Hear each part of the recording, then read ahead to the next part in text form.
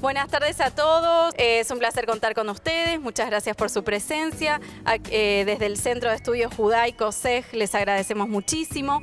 Vamos a circular una hoja para los que tan amable quieran recibir mails con próximas actividades, los puedan volcar en esta hoja. Tenemos el agrado de compartir hoy con Esther Gabriel, que es docente de primaria, secundaria, instituto de profesores, que tiene más de 30 años de experiencia en el museo de Moisés Ville, que es un museo que habla de la colonización, un museo histórico. Así que es un placer que vino especialmente de Argentina para estar aquí hoy con nosotros. Y luego de esta charla, la señorita Natalia del Museo Blanes nos va a contar sobre las pinturas que se encuentran en esta sala, por eso estamos haciendo la charla hoy aquí. Le agradecemos especialmente a la Asociación de Amigos del Museo Blanes, que nos cedió el espacio, el Museo Blanes, al señor Armando Litvan, al señor Marcelo Sinovich, que también organizaron esta actividad y hicieron que fuera posible. Así que bueno, después de esta introducción los dejamos con Esther. Ella va a pasar una pequeña presentación y luego los que tengan preguntas, no hay problema, las pueden hacer al final. Buenas tardes, la verdad que me siento muy honrada por la invitación que tuve de parte de Eleonora, y antes de empezar mi disertación tengo que agradecer en primer lugar, como me pidió Eleonora, al Museo Blanes, en segundo lugar a la Asociación de Amigos del Museo, en tercer lugar al señor Marcelo Sinovich, y en cuarto lugar al señor Armando Litvan, que son las personas que permitieron que este evento se llevara a cabo. Cuando Eleonora me llamó, me dice: yo necesito una persona que hable sobre los gauchos judíos. Muy bien, Eleonora, yo voy a hablar de los gauchos judíos, pero para hablar de los gauchos judíos yo tengo que remitirme a la inmigración en la Argentina. No hay problema, vos hablá de lo que vos tengas que hablar, pero llegá a hablar de los gauchos judíos. Así que yo me voy a remontar a la Rusia zarista, a la Rusia del año 1880, en la que la comunidad judía en Rusia la pasaba muy, muy mal, por muchísimas razones, pero en especial por los ataques organizados que se conoce con el nombre de pogrom, por los numerus clausus, que era el límite de cupos que había para ingresar a las universidades y a las escuelas públicas, el servicio militar obligatorio por más de 25 años, que los jóvenes iban entre 8 y 12 años convocados al servicio militar obligatorio. ¿Qué pasaba? Por 25 años se olvidaban de quiénes eran. Así que todas esas cosas hicieron que muchísimos judíos que vivían en la Rusia de los zares pensaran en algún momento poder escapar de ahí. La suerte de ellos fue que los gobiernos, en especial de la República Argentina, comienzan a promover la inmigración y comienzan a mandar representantes a Europa para incitarlos a emigrar a la Argentina.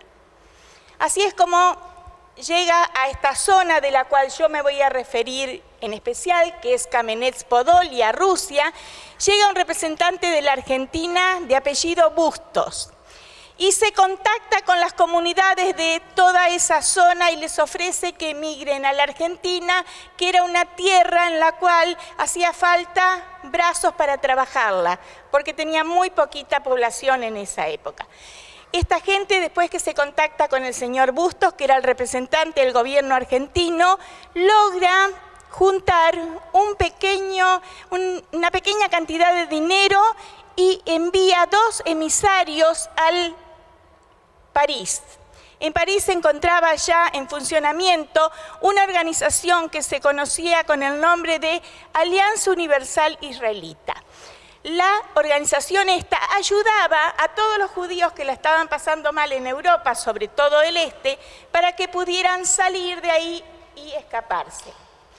Así fue que nombran 2 delegados, mandan a París y comienzan se reúnen de este lugar que yo les nombré, Kamenets-Podolia, Rusia. Hoy en día esa zona es Ucrania. Así que ellos parten 136 familias de Kamenets-Podolia como primer grupo organizado. Y van pasando por distintos lugares de Europa, pasan por Polonia, por Cracovia, por Berlín, hasta que llegan al puerto de Bremen. En el puerto de Bremen ellos se embarcan en un vapor que se conocía con el nombre de vapor Weser. Las 136 familias tenían un jefe de grupo. Primero estamos hablando de un grupo de judíos sumamente ortodoxos y observantes. El jefe de ese grupo y líder espiritual que los contenía y es el que los acompañó en toda esta travesía se llamaba Aarón Alevi Goldman. Era un rabino que después pasó a ser un rabino reconocido mundialmente por sus disertaciones y por todas las consultas que rabinos de todo el mundo le hacían a él. Así que ellos parten del puerto de Bremen, de Alemania. En ese momento había dos puertos, el de Hamburgo y el de Bremen. Ellos parten del puerto de Bremen y tienen una gran travesía. Vuelvo a recalcar que eran sumamente religiosos.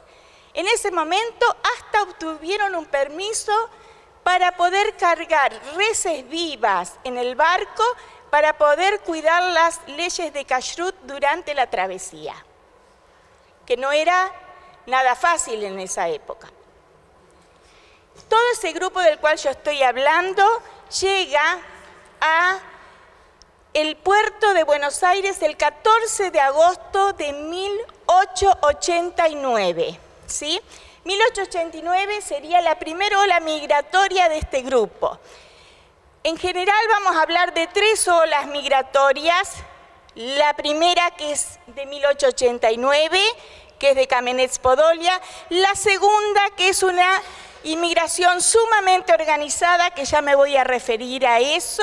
Y la tercera ya es la ola migratoria que viene a partir de que comienza el nazismo en Europa con la asunción de Hitler como canciller en el 33. O sea, esas 3 olas migratorias tiene Moisés Ville y de ahí va a surgir el tema del cual yo tengo que llegar a abordar hoy. Les contaba que llegaron al puerto de Buenos Aires el 14 de agosto de 1889, tienen que bajar y profanar el día sábado y instalarse en el Hotel de los Inmigrantes. Cuando llegaron a Buenos Aires, ellos tenían un boleto de compraventa que se lo habían hecho a un tal Rafael Hernández. Ese Rafael Hernández, quizás escucharon hablar de José Hernández, el autor del Martín Fierro. Rafael Hernández era el hermano de José Hernández. Cuando ellos llegan a Buenos Aires, esas tierras ya habían sido vendidas. Esas tierras habían sido compradas en el sur de la provincia de Buenos Aires. Cuando llegan a Buenos Aires, nada de lo que les habían prometido estaba. Así que ellos logran que les restituyan parte de ese dinero que ellos habían pagado en Europa, tienen asistencia y los contactan con un tal Pedro Palacios, que era un terrateniente que tenía tierras en la provincia de Santa Fe. Bueno, ¿qué pasa? Ellos logran comprar a Pedro Palacios, se trasladan de Buenos Aires hasta Rosario en barco. De Rosario hasta un lugar que se conoce con el nombre de Estación Palacios en tren. ¿Qué tren era? Era una línea de tren que iba desde la ciudad de Buenos Aires hasta la ciudad de Tucumán, que hoy en día es muy conocido porque atraviesa todo lo que es la Ruta 34. Entonces, ¿qué pasó? Esa gente se bajó en Estación Palacios. Estación Palacios estaba en construcción. Los bajaron en la nada, ¿sí? Ustedes imagínense 136 familias que de un día para el otro los dejan en la nada. en el mes de octubre, principios de noviembre, salir de la Rusia de, no sé, 20 grados bajo cero, 15 grados bajo cero, a un lugar donde había entre 30 y 40 grados. Imagínense con la ropa con lo que ellos vinieron de Rusia. Esta es la primera fotografía que hay de cuando llegaron los inmigrantes.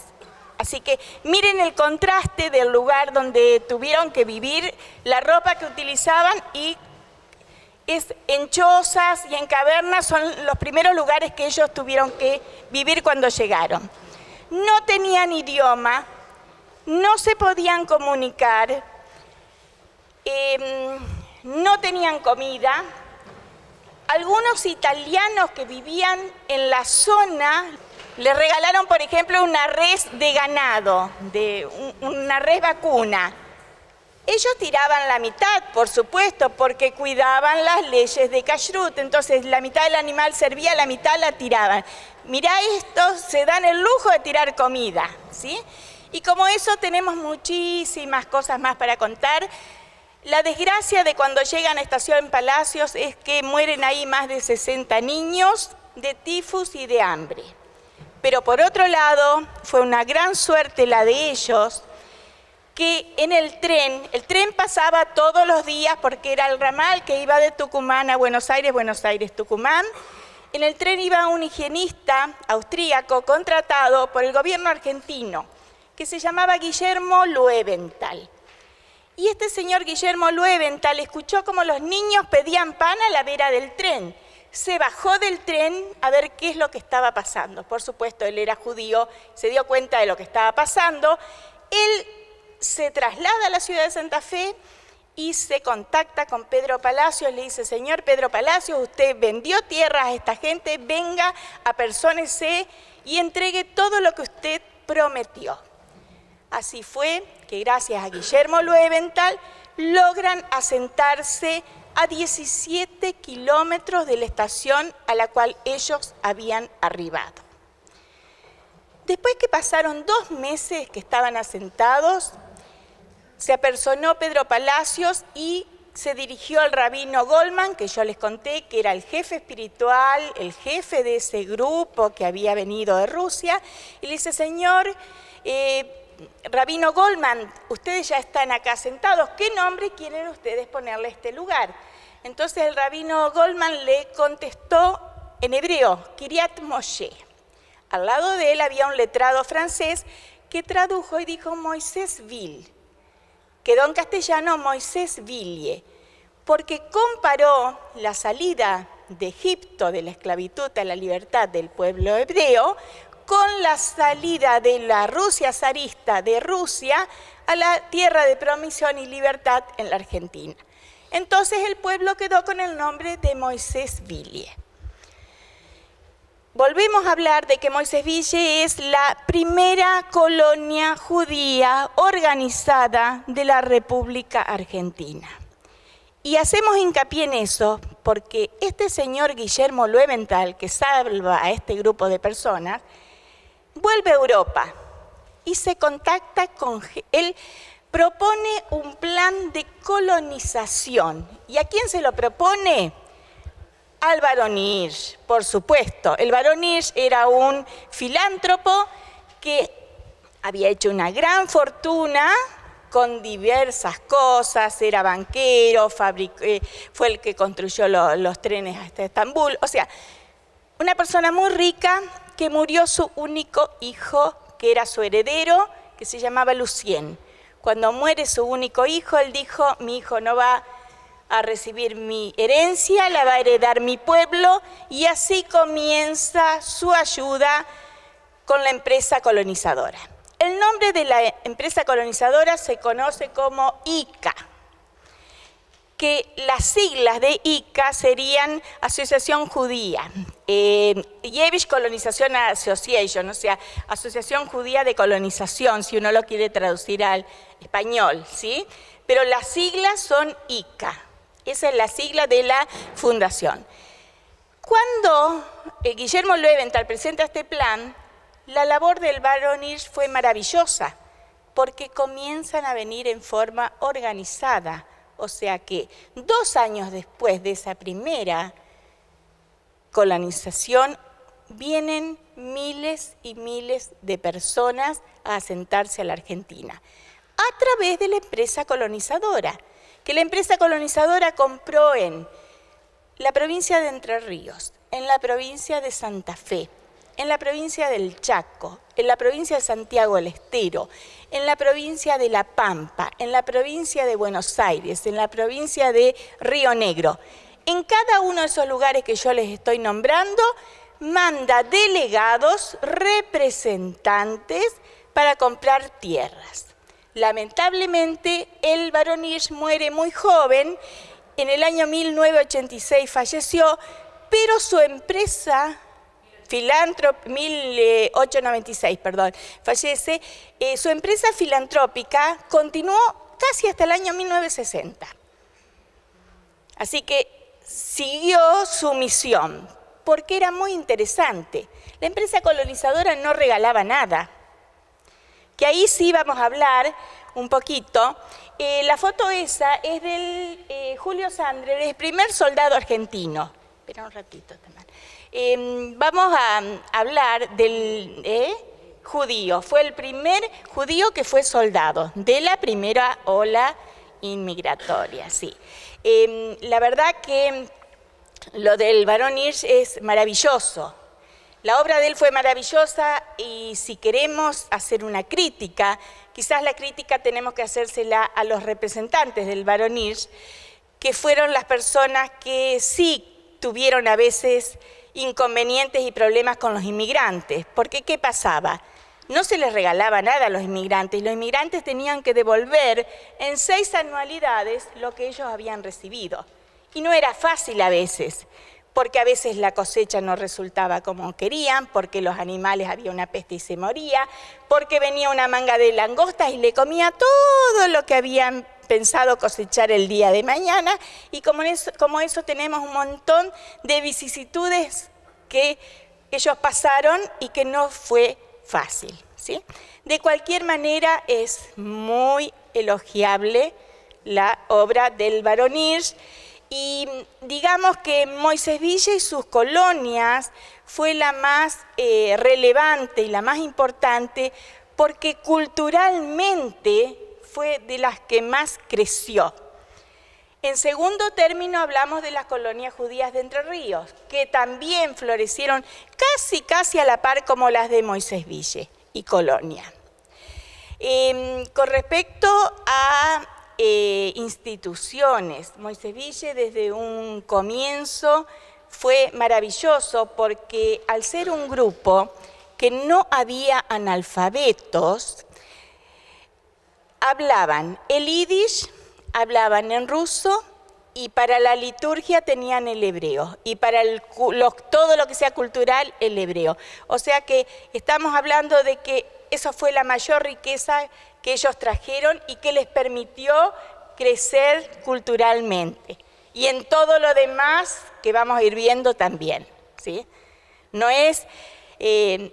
trajeron, ¿qué pudieron haber traído? Los baúles con ropa, algún samovar. Lo que sí trajo el rabino Aarón Halevi Goldman, que es sumamente importante, trajo consigo una Torá, que no es poca cosa.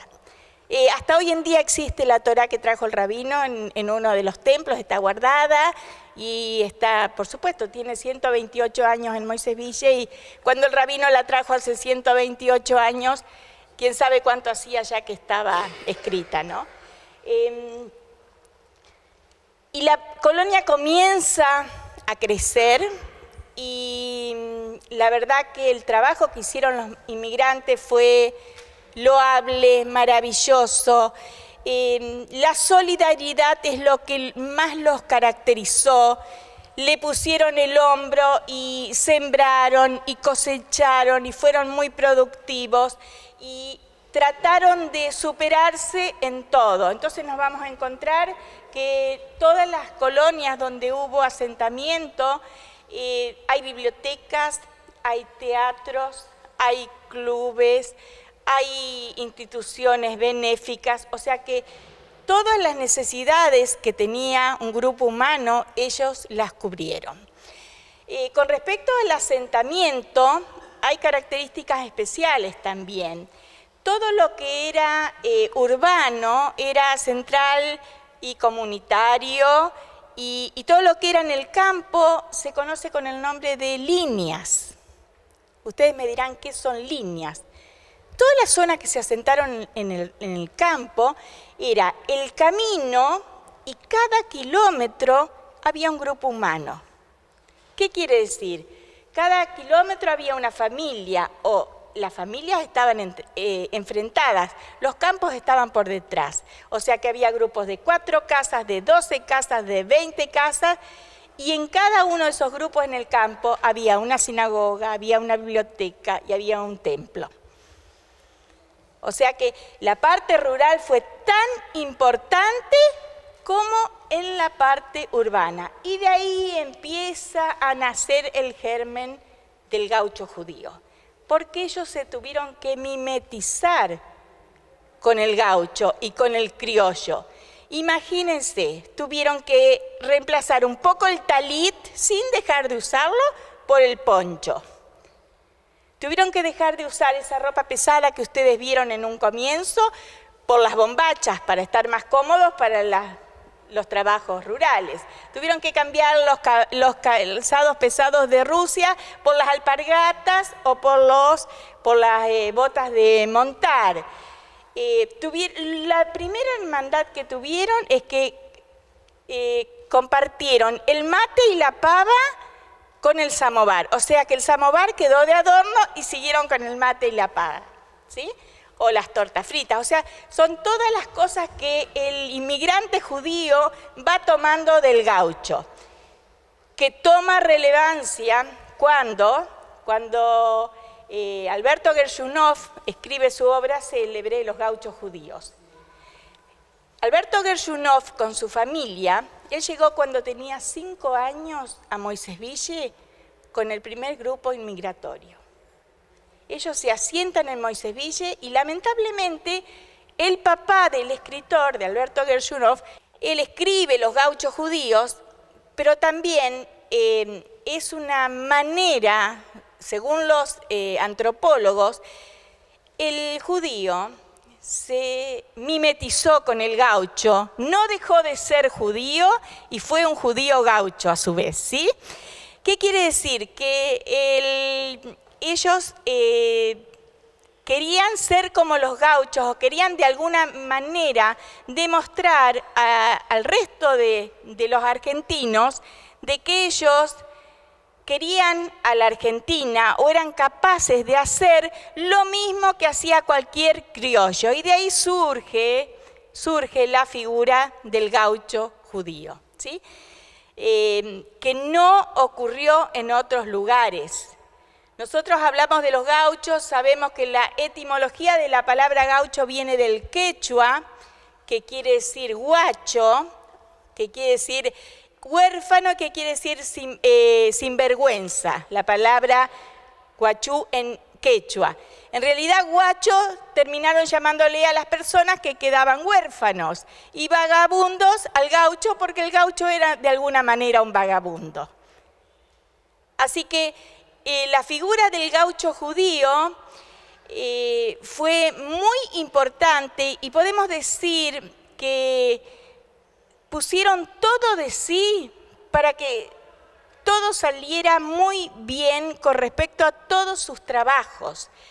Aprendió a montar el caballo, aprendió todas las labores, todo lo que había que hacer en el campo, marcar la hacienda, carnear, todas las labores que hacía el criollo y que hacía el gaucho las hizo el judío, tan bien como los demás.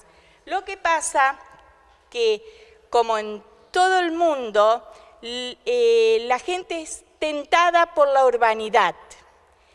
Y en el caso nuestro acá tenemos una foto muy interesante. Pasá la anterior un segundito. Estos son gauchos, pero gauchos criollos. Eso es una vieja escuela en Moisés-Ville y los 4 personas que están adelante son criollos, ¿sí? Por eso puse antes la foto del gaucho judío. Pasa una fotito más.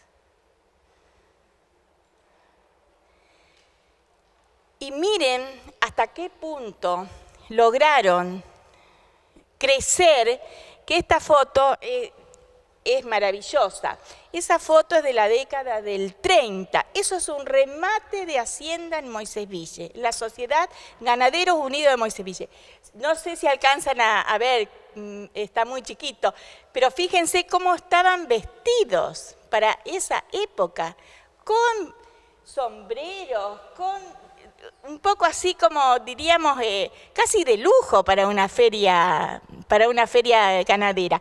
Y esta foto la puse porque tengo que hablar también de la inmigración del 33 en adelante, que lamentablemente sabemos que asume Hitler como canciller y muchísima gente la que pudo, escapó del nazismo. Y Moisés-Ville también recibió 50 familias que escapan del nazismo y que también son colonizadas a través del Barón Hirsch. Así que esa casa es de una familia que vino en el año 38 a radicarse en la zona rural de Moisés-Ville. La declinación, a ver la que sigue también. Esa es una foto relativamente nueva. Moisés-Ville es declarado Pueblo Histórico Nacional en el año 1999 por las características, y lo que más destacó siempre es que los lazos que hubo entre el criollo, el judío y el italiano. Muy interesante fue cómo los criollos y los gauchos aprendieron a hablar el yiddish y cómo los judíos aprendieron a hablar el piamontés y el idioma vulgar del criollo también, por supuesto. O sea que fue esa es una foto de la entrada, viniendo desde donde llegaron los inmigrantes de Estación Palacios, entrando por la avenida de los inmigrantes a Moisés-Ville. Y si quieren mirar fotos de Moisés-Ville actual, ustedes pueden entrar en cualquier portal, hay cantidad de videitos y de fotos que los pueden enriquecer y sacarles las ganas de ver fotos. Yo esto solamente lo quise armar un poquito así como para darle una continuidad a mi relato. No falta mucho no quiero seguir hablando tanto, pero sí me gustaría que si alguno de ustedes va a querer preguntar algo, tengo algo para el cierre, que me gustaría un voluntario que si lo quiere leer, yo saqué solamente una porción de un poema de Hellman. Si un voluntario que lo lea, es alusivo a los gauchos. ¿No hay voluntarios? ¿Usted lo lee, por favor? Sí, párate, así parece. Aquí vinieron, sí, los mismos, los efranquis, aprendieron a pisar el mate largamente, a conversar el porteño mezclado. Aquí vinieron italianos, turcos, árabes, rusos, búlgaros, judíos, eslovacos, polacos, españoles, con los dedos del hambre en la mejilla, con la lágrima seca en el pómulo, con las espaldas hartas del fusil, del palo de la policía. Aquí vinieron, construyeron casas, aquí vinieron y edificaron días, esperanzas, árboles, hijos, pájaros, canciones. Fragmento del poema de Juan Hellman, Un viejo azul. Bueno, con eso quería cerrar, pero estoy abierta a preguntas. Si voy a poder responderlas, encantada. La verdad que no sé cuáles eran las expectativas de ustedes. Yo solamente quise contarles un poquito de dónde vinieron los que sí llegaron a ser gauchos judíos en la Argentina, ¿no? Su padre fue un gaucho judío. Acá la señora me dice que su padre fue un gaucho judío de Carlos Casares. Y su mamá estaba en Basavilbaso, sí.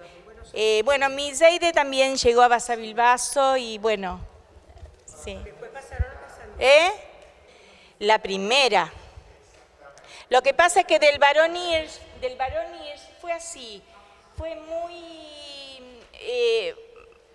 complicado cuando los representantes del Barón Hirsch quieren adquirir tierra, los terratenientes que tenían las tierras para vender, supuestamente, si tenían que vender una hectárea en 4 a 6 pesos, se las vendían entre 45 y 60.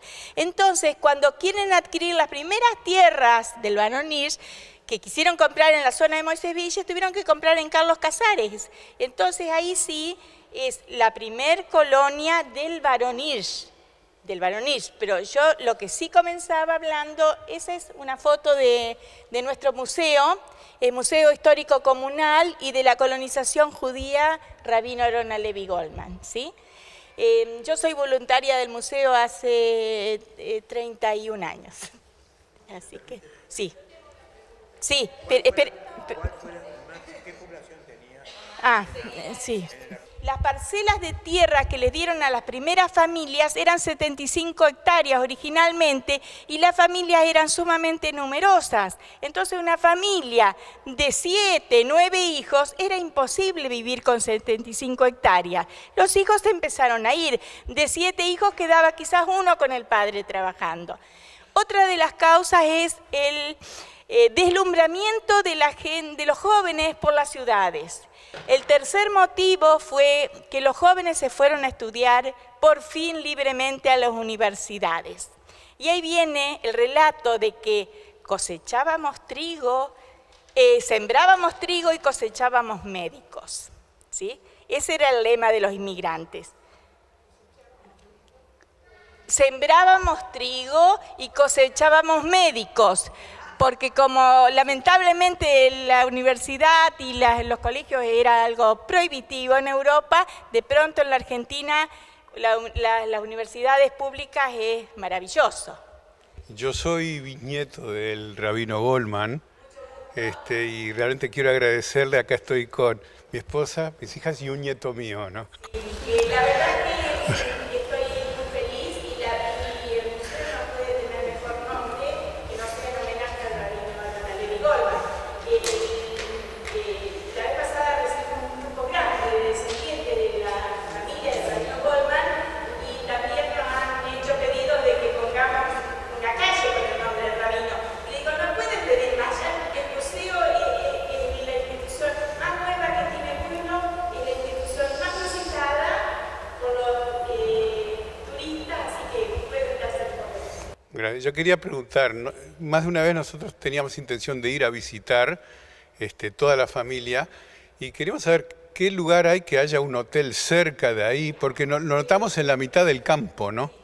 Les quiero contar que Moisés Villa no tiene hoy día hoteles 5 estrellas, pero que tiene 2 albergues muy interesantes de habitaciones privadas, habitaciones con baño privado, y uno de los lugares incluso está equipado con microondas, con pava eléctrica, con todo lo necesario.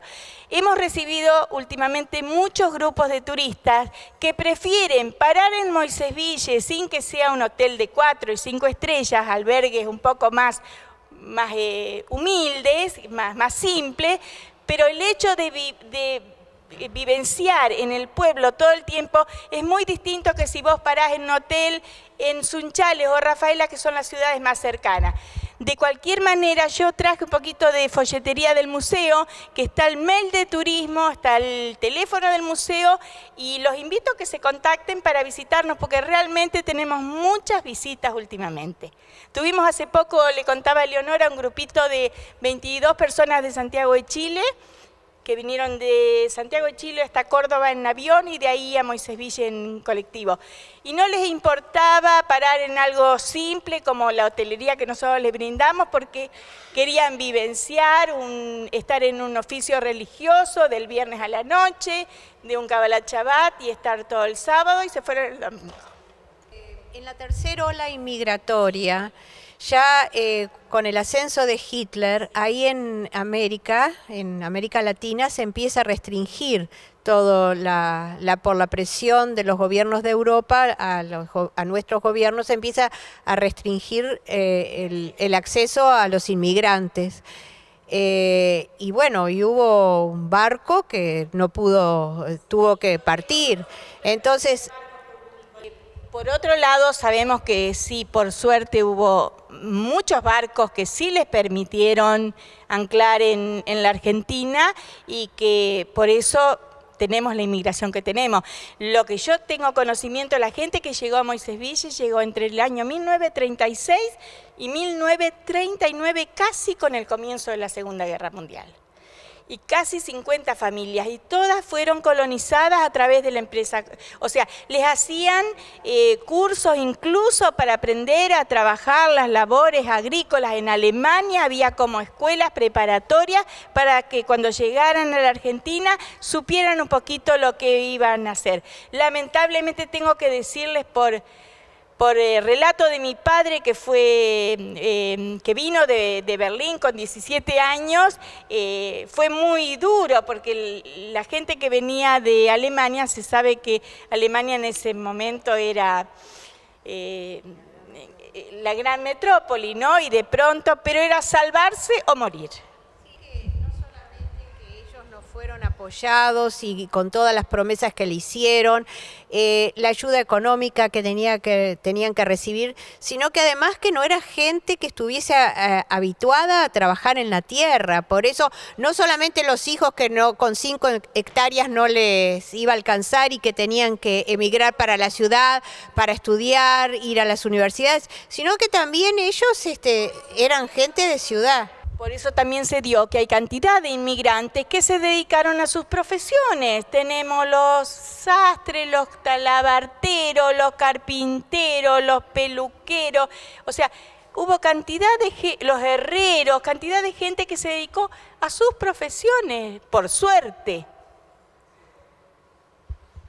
Tú nombraste Moisés Ville y Baza Bilbaso. ¿Podés nombrar otras ciudades o villas que haya? Primera pregunta. Y la segunda pregunta es, ¿cuál fue la evolución desde el punto de vista religioso de la población? ¿Vinieron como ortodoxos o ultraortodoxos? ¿Qué pasó y cómo es ahora? En primer lugar, la evolución poblacional, ¿sí? Tenemos que decir que las poblaciones fueron así: Moisés Ville y Colonia, que Moisés Ville y Colonia abarca Monigotes, Palacios, Palmera, Capibara, Virginia y Constanza. Eso era Moisés Ville y Colonia, aproximadamente 120.000 hectáreas. Después tenemos Colonia Dora en Santiago del Estero. Tenemos una población de seres con inmigración judía en la provincia de Santa Fe. Después tenemos en Entre Ríos. En Entre Ríos tenemos como centro Baza Bilbaso. Después tenemos San Salvador, Domínguez, Villa Clara, Villa Aguay, Ubajay, después otras poblaciones muy chiquititas. Después tenemos Colonia Lapim, Rivera, Médanos, General Roca. Eso ya me estoy refiriendo a la parte de Buenos Aires y sur de la Argentina. Esas son más o menos las poblaciones más importantes. De cualquier manera, si yo tengo que evaluar, las dos más importantes fueron Moisés Ville y Colonia, y Villaguay y todo lo que está alrededor de Villaguay en la provincia de Entre Ríos, que hoy en día también es un circuito judaico muy interesante para conocer. Con respecto a la inmigración alemana, la última colonia del Barón Hirsch, que se conoce con el nombre de Colonia Avigdor, era íntegramente formada por descendientes por gente que vino de Alemania, escapando del nazismo. Con respecto a la religiosidad, si bien yo les conté que el primer grupo era sumamente religioso, yo considero que los primeros 25 años de Moisés Ville fue sumamente religioso, y eso lo podemos ver porque construyeron 4 sinagogas. que ustedes dirán, 4 sinagogas. Sí, Moisés-Ville llegó a tener 5.000 habitantes, hoy tiene 2.500 habitantes, no llega a 150 judíos hoy día, y de las 4 sinagogas quedan 3, lamentablemente. Una se demolió porque estaba en muy malas condiciones y corría muchísimo peligro. Y la suerte fue que después se lo declara Pueblo Histórico Nacional y hay una concientización de la preservación de los edificios. A partir de ahí es como que tratamos de que no nos destruyan nada más. No sé si está la respuesta. No se mantuvieron ortodoxos para nada, hubo como una declinación. Hoy estamos hablando de un Moisés-Ville tradicionalista, que por suerte hasta hoy en día tiene todos los viernes en el templo, tiene el Kabbalat Shabbat, el oficio religioso de recibimiento del sábado. Se hacen las festividades del Año Nuevo, de Rosh Hashanah, del Día del Perdón. O sea que todas las festividades se llevan a cabo, no como ortodoxos. Esa es la línea de hoy en día. Y con respecto al resto de la comunidad, tengo entendido que la comunidad ortodoxa hoy en Buenos Aires es mucho más numerosa. También se dio en la ciudad de Santa Fe y en la ciudad de Córdoba, que hay como un aumento de la comunidad ortodoxa. Una última pregunta acá. Usted habla de Moisés-Ville. Sí. ¿Habla en qué provincia? Queda en la provincia de Santa Fe. Porque yo estuve, porque mi madre es hija de inmigrantes Sí. que estaban en Entre Ríos. ¿Y en qué lugar de Entre Ríos? En Villa Clara, Ah. y estuve en un pueblito que se llama La Capilla. Sí, Capilla. Sí, queda todo cerquita. Sí, muy cerquita. Villa Clara, Capilla, Domínguez. 50 años. Son todo lo que es... Estoy por ir. Sí, sí, sí. ¿Cómo no? Boris, vos querías preguntar algo. Acerca del internado y del colegio que egresábamos, el único colegio en República Argentina que egresábamos como Morim, que podíamos ejercer a nivel mundial. Y bueno, aparte, digamos, de ese internado que salieron grandes personalidades, mucha gente que viajó a Israel y se destacó allá. Me parece que es un aporte muy valioso de Moisés-Ville, le hablo como moisevillense, y bueno, creo que es válido. No sé si todos escucharon, pero Boris me pide que haga hincapié en la creación del Seminario de Maestros Hebreos en Moisés-Ville, que fue fuera de Buenos Aires el único lugar donde se podía estudiar para ser docente de hebreo, porque te recibías de docente de hebreo ahí en ese colegio y podías trabajar en cualquier lugar de la República Argentina o del mundo. Perfecto. Una última pregunta. Sí, la verdad me encantó lo que dijiste y le aprendí unas cuantas cositas nuevas. Mi abuela era de Carlos Casares, nació allá y todas las hermanas, la familia de ella, y yo quería juntar a mi familia, la que vive en Buenos Aires, y algunos que vivimos acá en Uruguay, para allí mismo en Carlos Casares, que cada uno contara un poco las historias de sus ancestros. Bueno, un gran aplauso para Esther.